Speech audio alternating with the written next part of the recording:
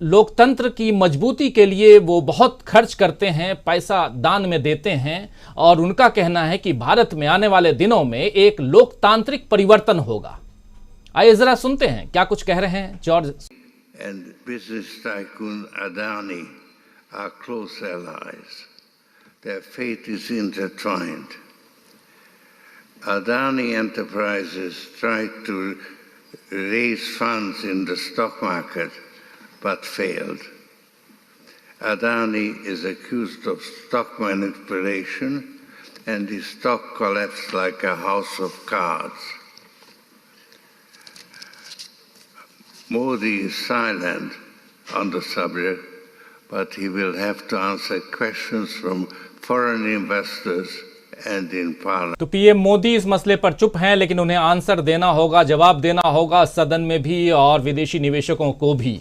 तो George Soros ने साफ तौर पर मोदी जी की आलोचना की है और उनकी चुप्पी पर सवाल उठाए हैं और अब बीजेपी जो है वो अब इस पूरे मसले को देश पर हमला और विदेशी साजिश की तरह बता रही है। सोरोस को जवाब देने के लिए बीजेपी ने स्मृति ईरानी को सामने किया। हालांकि विदेश मंत्री एस जयशंकर इस मसले पर बोलने के लिए सबसे उपयुक्त हो सकते थे। बहरहाल स्मृति ईरानी ने एक प्रेस कॉन्फ्रेंस करके सोरोस के बयान को विदेशी साजिश बताते हुए कहा है कि विदेशी धरती से भारत के लोकतांत्रिक ढांचे को कमजोर करने की कोशिश हो रही है।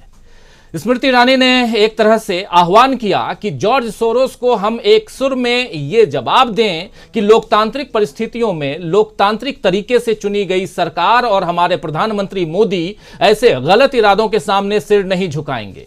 हमने विदेशी ताकतों को पहले भी हराया है और आगे भी हराएंगे।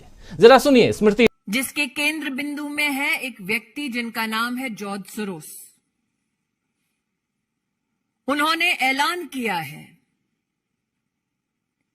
कि वो हिंदुस्तान के लोकतांत्रिक ढांचे पर चोट करेंगे।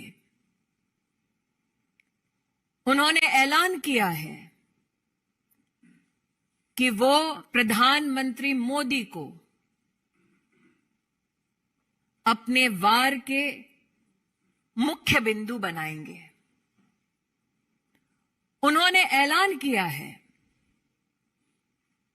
कि उनके चलते वो हिंदुस्तान में अपनी विदेशी ताकत के अंतर्गत एक ऐसी व्यवस्था बनाएंगे जो हिंदुस्तान के हितों का नहीं बल्कि उनके हितों का संरक्षण करेंगे। आज देश की आवाम को मैं अपील करना चाहती हूं, चाहे आप व्यक्ति हो, चाहे आप संगठन हो, चाहे आप राजनीतिक दल हों, हिंदुस्तान ने वर्षों वर्ष तक एक लोकतांत्रिक व्यवस्था में अपनी सरकार को चुना है। जॉर्ज सोरोस का यह ऐलान कि वो हिंदुस्तान में मोदी को झुका देंगे, हिंदुस्तान की लोकतांत्रिक ढांचे से चुनी हुई सरकार को ध्वस्त करेंगे, उसका मुंहतोड़ जवाब हर हिंदुस्तानी को देना चाहिए। तो उसका मुंहतोड़ जवाब हर हिंदुस्तानी को देना चाहिए, जो कुछ कहा है जॉर्ज सोरोस ने। पता नहीं किस कुंठा के तहत बीजेपी सरकार के मंत्री ने यह कहा है कि हमने विदेशी ताकतों को पहले भी हराया है। क्या बीजेपी अब स्वतंत्रता आंदोलन में अपना योगदान भी साबित करना चाहती है? खैर, सोरोस ने साफ तौर पर अडानी और मोदी के करीबी संबंधों पर टिप्पणी की थी। आपने सुना ही, इस बात को गलत ठहराया कि मोदी इस मामले पर चुप हैं, जबकि उन्हें जवाब देना चाहिए। कांग्रेस और कई विपक्षी दल भी तो मोदी जी से जवाब ही मांग रहे हैं। आज कांग्रेस ने देश भर के 23 शहरों में प्रेस कॉन्फ्रेंस करके अडानी के मामले पर मोदी सरकार को घेरा है।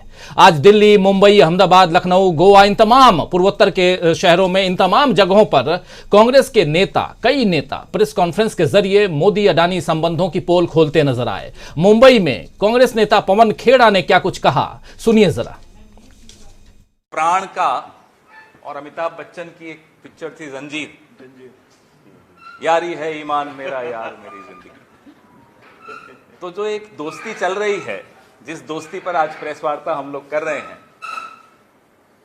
अडानी जी और मोदी जी की दोस्ती, ऐसी दोस्ती इस देश में, भाई जगताप, इस देश में एक गौतम वो थे जिन्होंने तपस्या करके बुद्ध बन गए, और दूसरे गौतम ये हैं जिनके लिए प्रधानमंत्री तपस्या करते हैं 18-18 घंटे।